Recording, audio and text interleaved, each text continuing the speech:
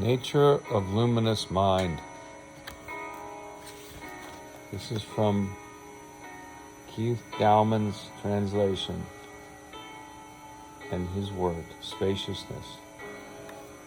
The radical Dzog-Chen of the Vajra heart. Longchenpa's precious treasury of the Dharmadhatu. Translation and commentary by Keith Dowman.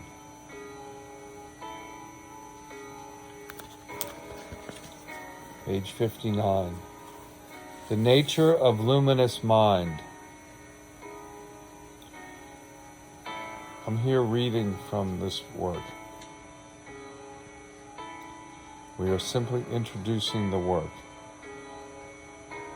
I am not making any claims to be worthy.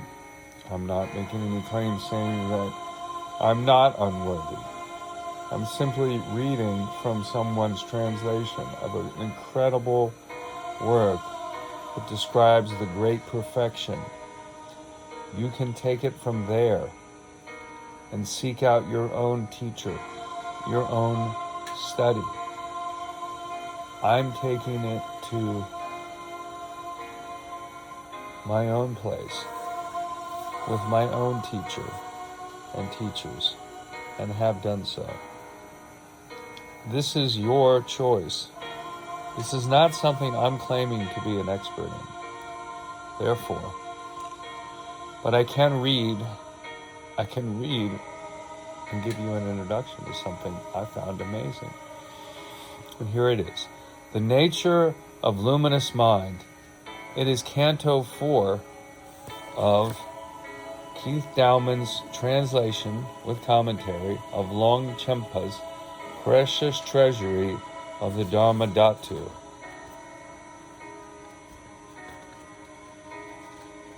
This is an incredible, to me, it's an incredible book. It's just absolutely blows me away. So he calls the chapters cantos, the luminous mind.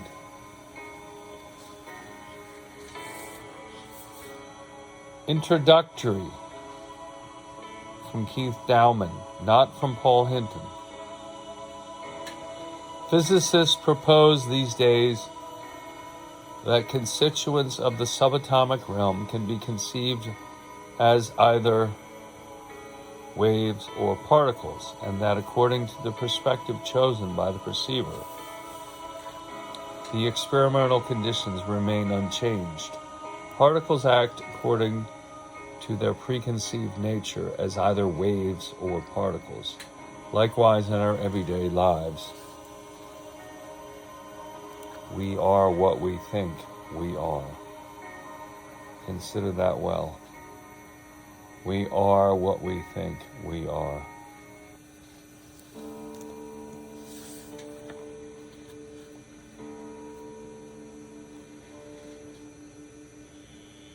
If we believe that we are separate entities, islands, or bubbles of discrete being, separate from both material and spiritual environments, then we may best describe our experience in terms of the 6 mythic realms of samsara, or in the terms of some similar analytic psychological frame.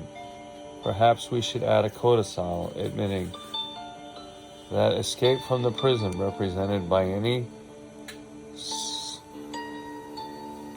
such frame is a distinct possibility, and that such escape could be called nirvana.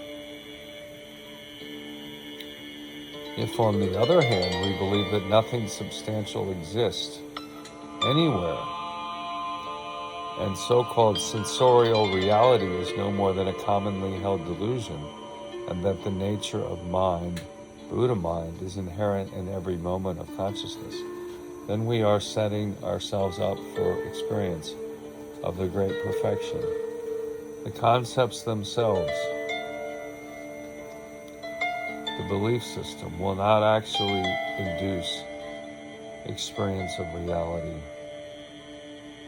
If, on the other hand, we believe that nothing substantial exists anywhere, and so-called sensorial reality is no more than a commonly held delusion, and that the nature of mind, Buddha mind, is inherent in every moment of consciousness, then we are setting ourselves up for belief. We are setting ourselves up for experience of the great perfection. The concepts themselves, the belief system, will not actually induce experience of reality, because concepts are all the same in their status as display of the creativity of luminous mind. Yet insofar as Dzog-Chen is a statement of the natural state of being, intellectual acceptance of it allows the possibility of recognition of it. The words are doorways into the ground of being.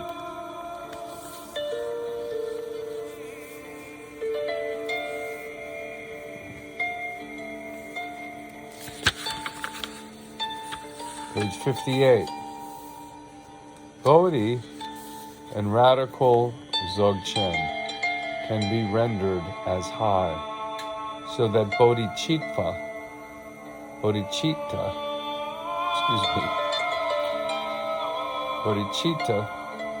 is high mind with its connotations of high-mindedness. Bodhi, B-O-D-H-I, Bodhi, like Bodhi tree, in radical Dzog-Chen can be rendered as high, so that bodhicitta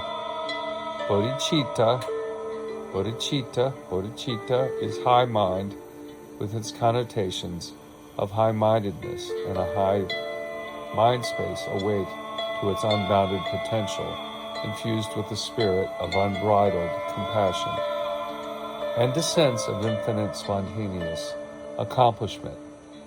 Bodhicitta, B-O-D-H-I-C-H-I-T-T-A.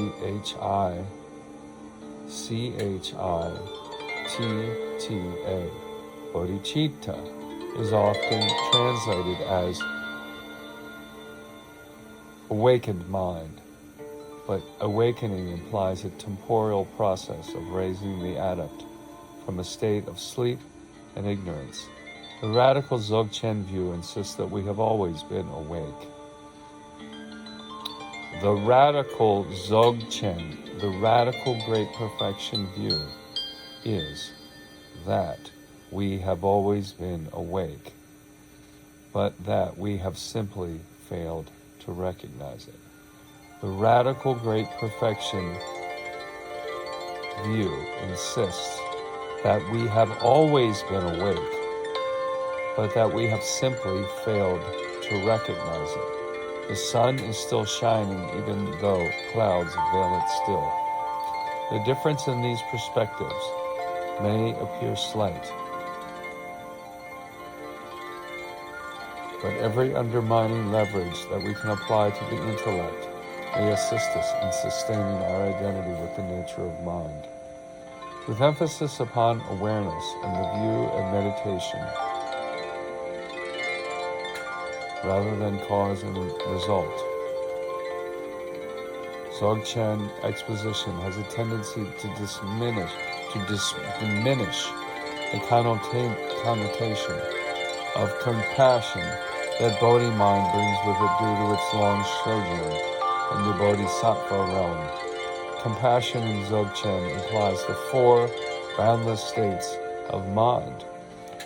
Countless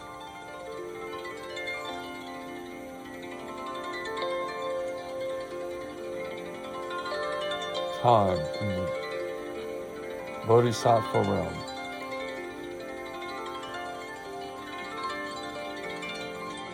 can diminish the connotation of compassion. Compassion in Dzog-Chen implies the four boundless states of mind: loving kindness, sympathetic joy, compassionate response, and equanimity. Let's go through that again. Four boundless states of compassionate mind. 1. Loving kindness. 2. Sympathetic joy. 3. Compassionate response and equanimity. So we go loving kindness, sympathetic joy, compassionate response, and equanimity. Kindness, joy, compassion, equanimity. Kindness, joy, compassion, equanimity. These are 4 natural responses to the suffering of beings that arise in its spontaneous awareness. Our own happiness manifests of these boundless qualities of Bodhi mind. Compassion is the 6 perfections of wisdom. The 6 perfections of wisdom that are compassion are as follows: generosity, morality, patience, perseverance, concentration, and meditation. To repeat, the 6 perfections of wisdom, that is compassion. Compassion is the 6 perfections of wisdom: generosity, morality, patience, perseverance, concentration, and meditation. Concentration, generosity, meditation, morality, patience, and perseverance. Concentration, generosity, concentration, generosity, meditation and morality, patience and perseverance. The 6th perfections of wisdom. The nature of mind, Bodhi mind, naturally seeks the benefit of others and oneself together, and these activities of the Bodhisattva arise spontaneously, without compulsion or effort, out of luminous mind.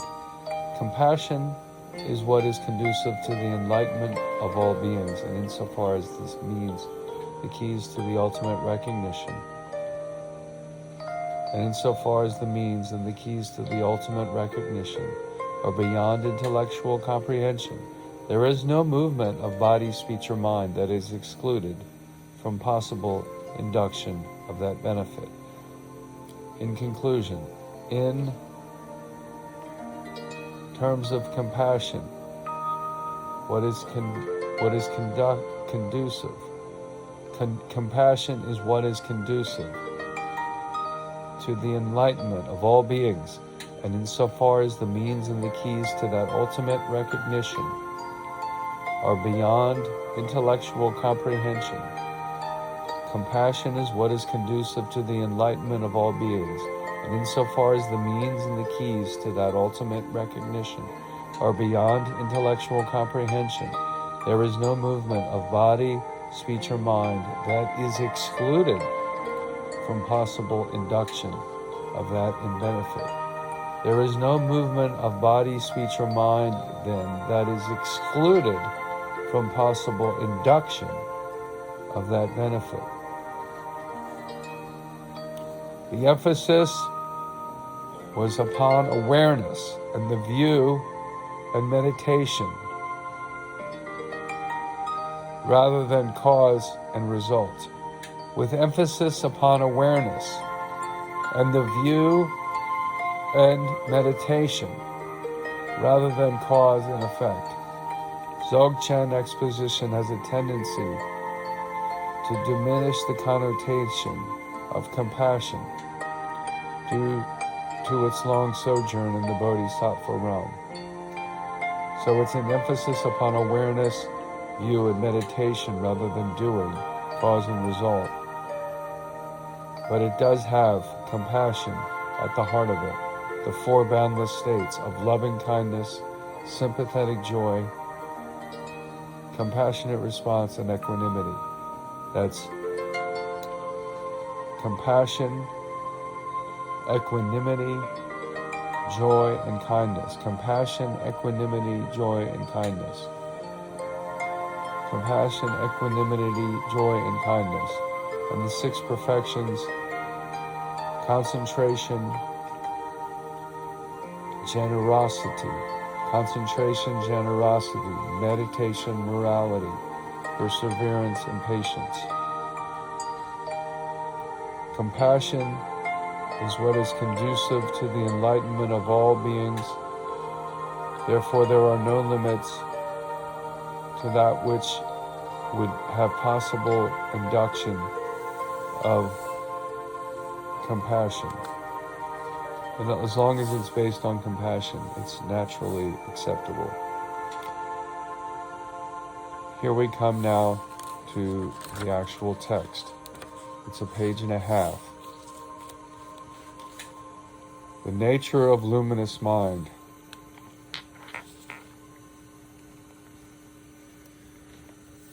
Luminous mind is all-inclusive. Luminous mind is not appearance. It goes beyond appearance. Luminous mind is all-inclusive. Luminous mind is all-inclusive. Luminous mind is not appearance. It goes beyond appearance. It is not simply emptiness. It goes beyond emptiness. It is not truly existent. It is not truly existent. Luminous mind is not truly existence.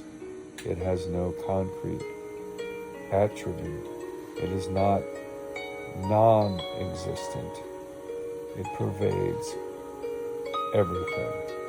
It is not. Luminous mind is not non-existent, but it is not truly existent. It has no concrete attribute, and yet it is not non-existent. It pervades all samsara and nirvana. Neither is nor is not. Its unremitting sameness is pristine spaciousness, and without root, base, or substance. It is non-spatial and non-temporal. Neither is nor is not. The nature of luminous mind is not truly existence. It is not truly existent. It has no concrete attribute. It is not non-existent. It pervades all samsara and nirvana.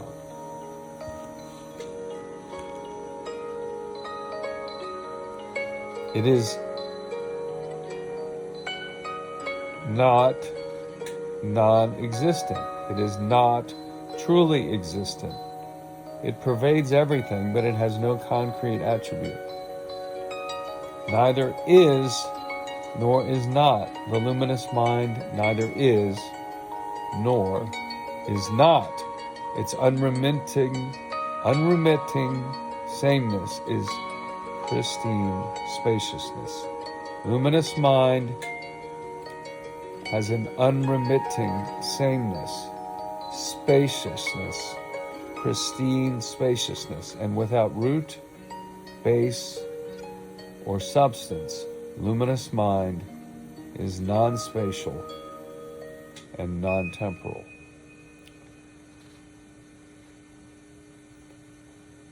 Pure presence, unbreakable, is the luminous matrix. Skylight spaciousness, unalterable and unchangeable, saturates the now, as self-sprung awareness in the now, incommensurate in the now, unborn, unceasing.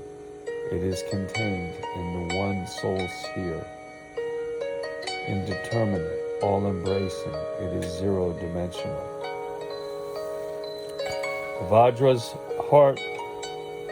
The Vajra heart's core,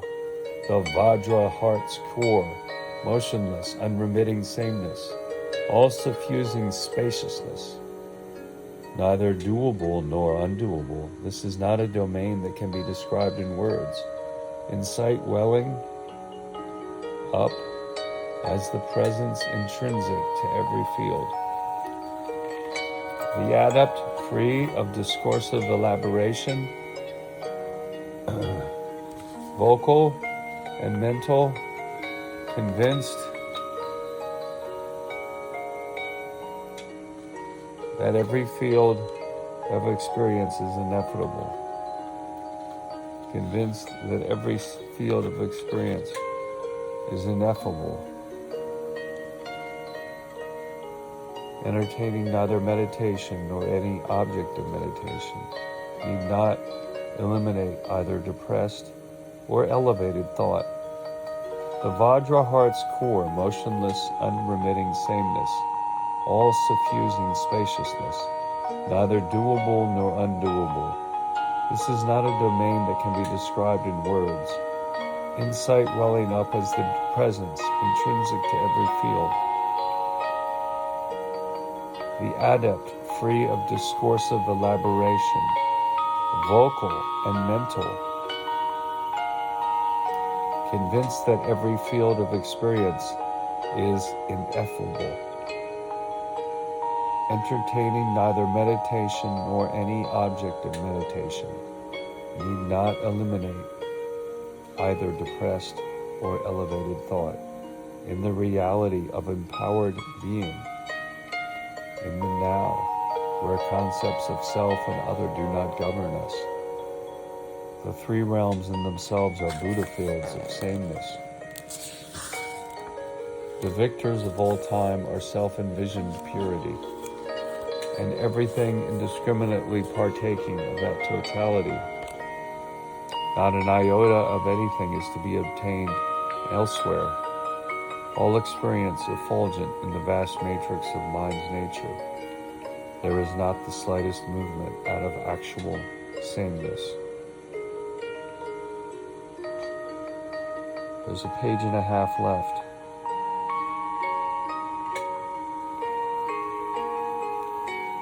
This is Canto 4, The Nature of Luminous Mind, page 60. Of spaciousness,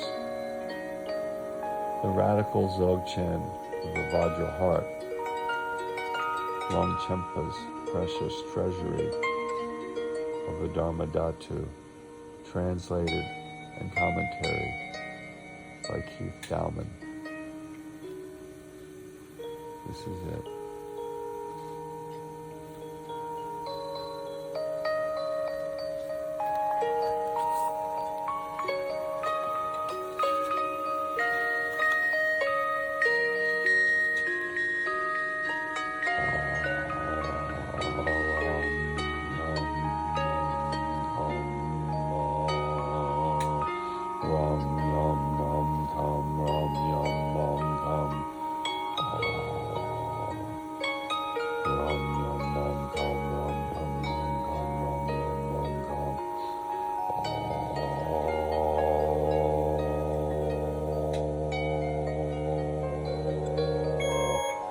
Ram yam mam kam